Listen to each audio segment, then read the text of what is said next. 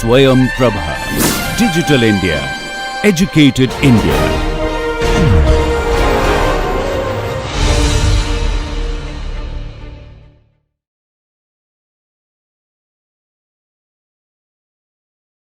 Okay, so the next thing we will start with is something called Dominators. So now once we have this very nice data structure called control flow graph, we can actually start doing some very interesting analysis and try to see what our program really looks like, what the program is sort of structured, what interesting things it has, how the control can flow, what all can it not do. So we can start reasoning on these things. And there are some very interesting data structures. Now all these algorithms will be taking the control flow graph as the input. So that will, now we don't even have to look at the program anymore, because I have a very nice data structure that we can represent the program in. So, let's define what are called dominators. Rather, I'll give a more intuitive definition. So I would say that a node D is said to be a dominator. Switch my pen. Yeah, okay. So a node D is said to dominate a node N if D and N are two basic blocks in the control flow graph, and any path that you take from the entry edge to the node N must pass through D.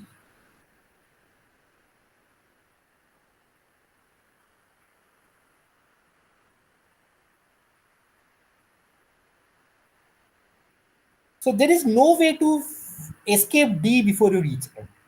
If that is the case, then I say that D dominates the node N. Right? Is the definition clear?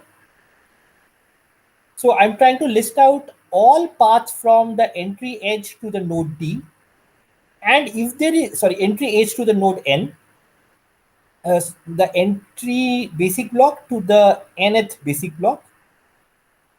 So we take all paths from entry to the basic block N, and if there is a node D that occurs on all such paths, all the above paths, then I would say that D dominates N. Are we sort of clear? At least you got the mental picture of what this is doing. Okay, so now for this control flow graph, can you tell me a dominator for node 5? Let me ask a question. Does 4 dominate 5?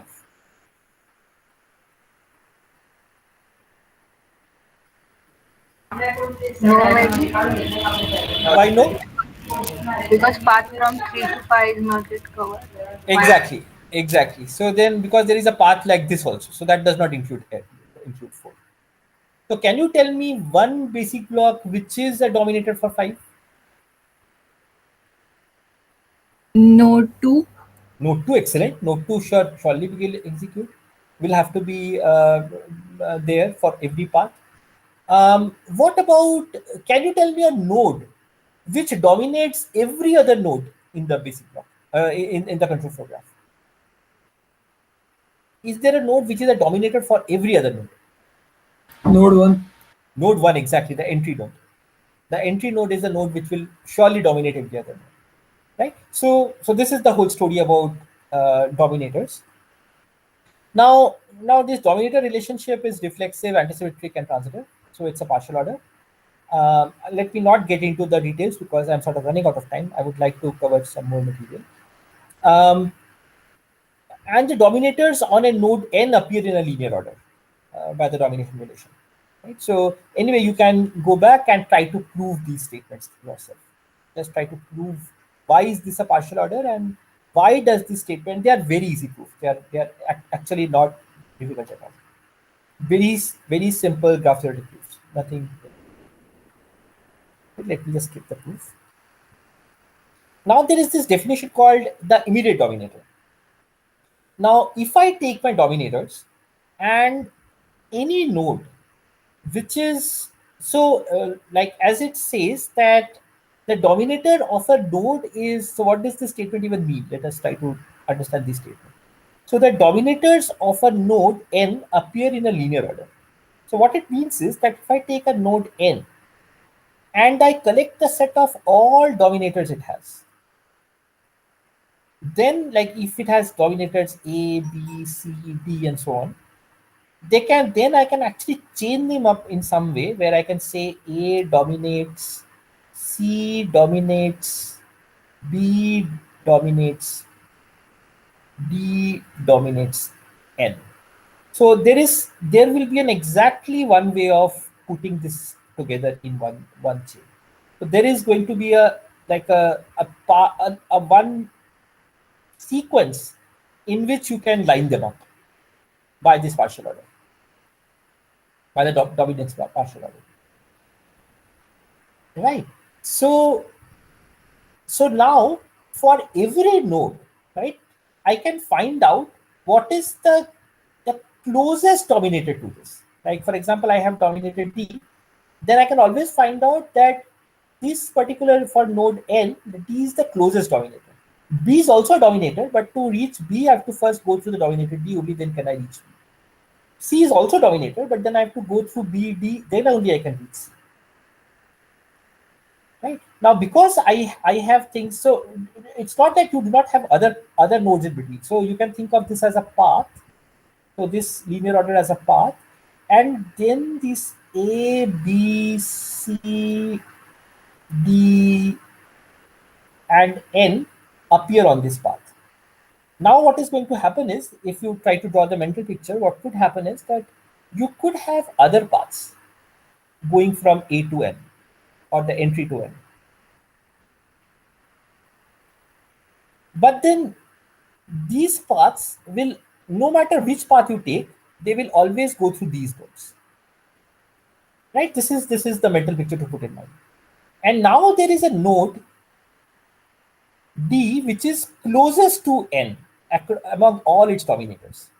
That particular node is referred to as the immediate dominator. I mean, the name says it all. Right? So, for example, in our, if I go back to our example, like for example, for node 5, 2 is also a dominator, 1 is also a dominator. But then which is the immediate dominator? 2 is the immediate dominator. Okay? So this is the notion of immediate dominator. And then because things are lined up in that order, it is very easy to see that this dominance relationship, and more so because it's a partial order, you will see that this dominance relation actually falls into a tree. So you can actually arrange the nodes in a graph, in a control flow graph, in a manner that if I can put them as a tree,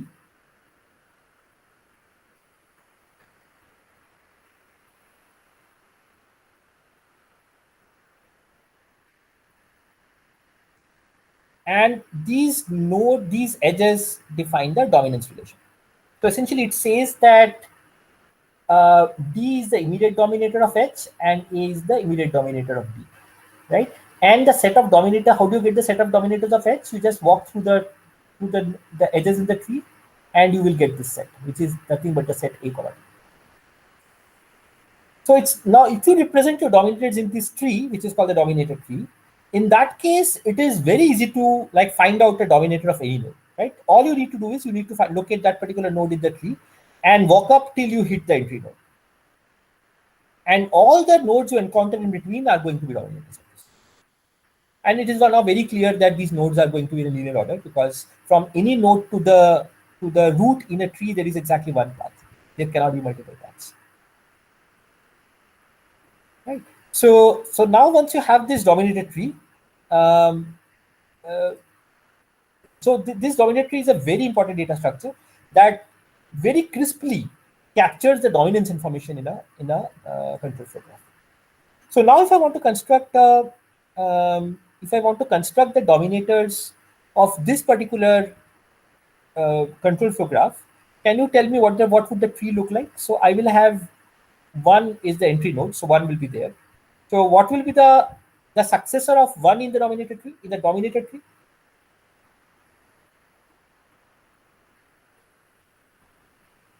it will be 2. What will be the successors of 2 in the dominator tree? It will be 3 and 4, because 3 and 4 have their immediate dominators, which is 2. Where will 5 be? Whose child will 5 be? Node 2. Excellent, excellent. I was trying to trick you people, but you are too clever. So node 2, it has to be a child of node 2, because 2 is the immediate dominator of 5, right? Neither of 4 or 3 is the dominator of 5, right? So this becomes node 2. Then for 6, this is 6. Then what about 7?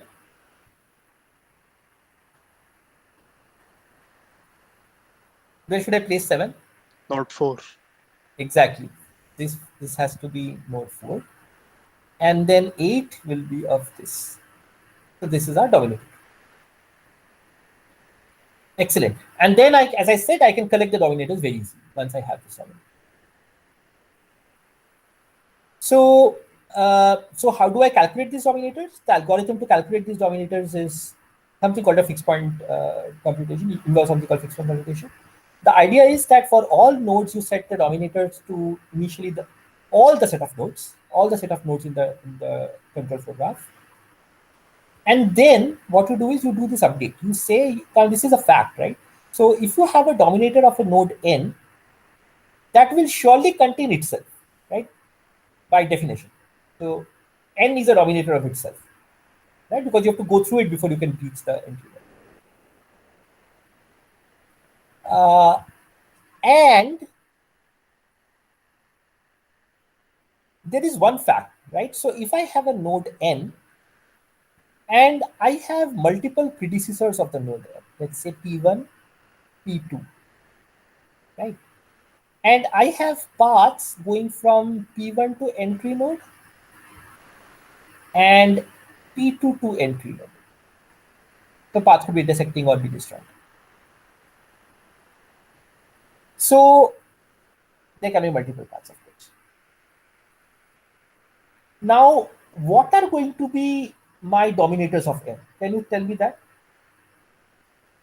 So the dominators, so any node which is not a dominator of P1 and not a dominator of P2 can surely not be a dominator of n.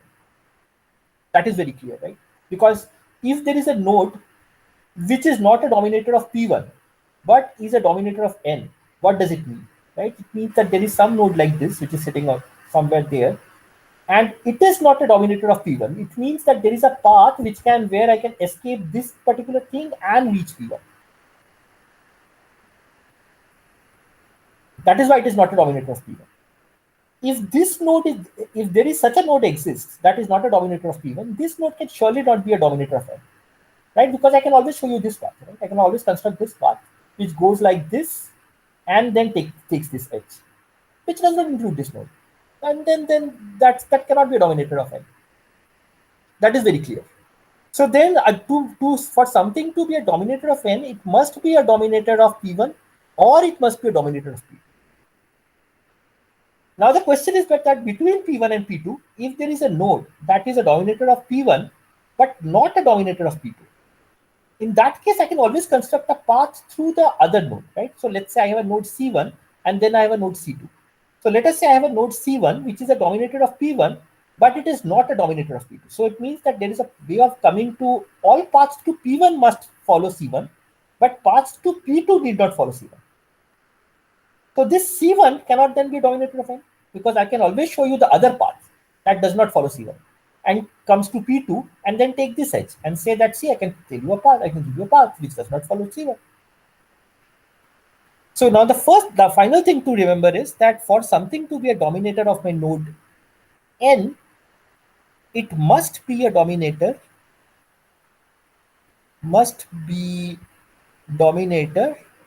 of all its predecessors, right? So this is exactly what this guy is doing. This guy is saying take an intersection of the dominators of all the predecessors, right? That selects all the nodes that are common to all the predecessors, and then this is a trivial dominator. So together is going to be the dominator of this node. Anybody has any problems with this reasoning? So I tried to give you a proof as to why this algorithm is even correct. So it's sort of a hand wavy proof. I did not really formally give the proof, but anybody has any ideas understanding this? So just to understand, when somebody asks you that something is a dominator, when you want to disprove if something is not a dominator, all you want to need to do is you need to construct a path which can reach that particular node without taking that node, right? For example, if I want to prove that C is not a dominator of N, all I need to do is I need to create a path from entry to the node N that does not go through C. That is all I need to do. And this argument is based on just that. Any questions? Can you please give the example of C1, C2 again? It's a bit hard to visualize. Okay, so let me just give that again. So first thing is that the necessary condition, right? So like, so if I have a node Pi, which is a predecessor of the node N, let me improve my handwriting, man. This I've been trying to do from my childhood, but never been able to. Okay, so let's say Pi is a predecessor of the node N. And I say that C is not a dominator of. So I'm just putting the relation as a. So I say that C is not not a dominator of Pi. Right? In that case, these two statements mean that C can not be a dominator of N. Are you convinced on this one first? Yes. Okay, good. So this our first job is done. So it means that any node, for any node to be a dominator,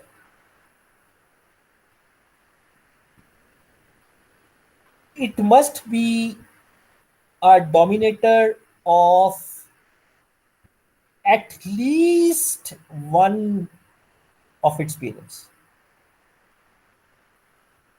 That is good.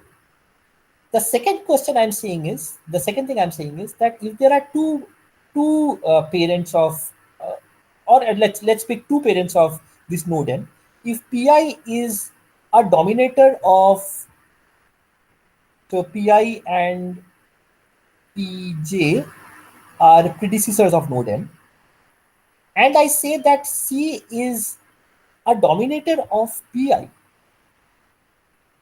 but C is not a dominator of Pj. I'm saying this is the situation. Got it?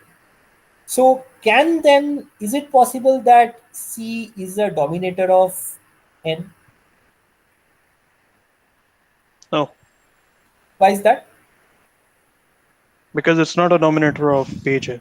Yeah, so it's not a dominator of Pj. So what can happen is that I can construct so what does it mean that it is not a dominator of Pj? It means that there is a path that can miss C and still reach Pj. So if I can reach Pj without touching C, then I can just take the edge, because Pj is a predecessor of N. So I can just take the edge from Pj to N and construct a path from entry to N which does not contain C. Sure, it's clear now. Thank you. So yeah, so this also cannot be. So this says that it is not at least, it must be a dominator of all. It is not at least one. It must be a dominator of all its predecessors. Right? And this equation is just saying that. It is saying take the node N and take the intersection of the predecessors of the dominator sets of all the predecessors, because it must be dominator of all the predecessors. One problem is that this equation uses dominators on both sides, on the left-hand side and the right-hand side. And such equations are what are called fixed point equations.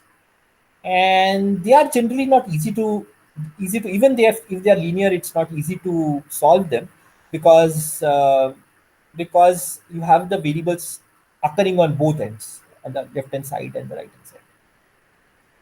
So there is something called like fixed point theory, which actually talks about how to really go about solving such solutions, and when does a solution really exist for such systems and equations. And there are also algorithms to solve them and all. So I will not get into it, but the algorithms are very similar. It's very simple. I mean, they say that you start with a good initialization set. So in this case, an initialization set of n works. And what you keep on doing is you keep on doing this update. You keep on applying these equations to all the nodes again and again and again and again. If a fixed point exists, if a solution exists, in that case, sometime or the other, it will converge. That no matter you keep on running it, it will not, the solution will not change. And that is supposed to be the solution to this system. So that is how you solve it. I will not get into it because Professor Ketkar will probably talk a lot more about fixed point equations when he does data flow analysis. And then you will get to see how to really solve such equations. But at least you should understand that how to form this equation. The solving part probably you will get to know more. Okay, good. So I think we have understood it, and there were some very good questions. So I'm hoping we have. The next definition, and there are a lot of definitions because I'm sort of laying the foundation for the next few lectures. So the next important definition is something called a package. What is a package? So if you have your control flow graph and you have there is a node, there is an edge going from a source to a target. I mean, there's a reason I'm writing it like this. If there is an edge like this, then I say that this is a package if my target dominates my source. That is, from the entry, there is no way to come to my source without going through the target. If that happens, then I call this a package. There is nothing to understand here. This is a definition. So there is no reasoning here. So this is just the definition of a package. It says what I classify as a package. It simply says any node where the dominance relation occurs in the opposite direction of the direction in which the node is flowing, I will call it a package. Are we good? Any questions with package? Okay, so this is just a plain definition. There is nothing to it. So can you tell me that what is a package here? Or let me just go back to the dominance tree. That is easy. So yeah, so now we have the dominance tree also, and we have the control flow graph also. Can you identify the packages for me?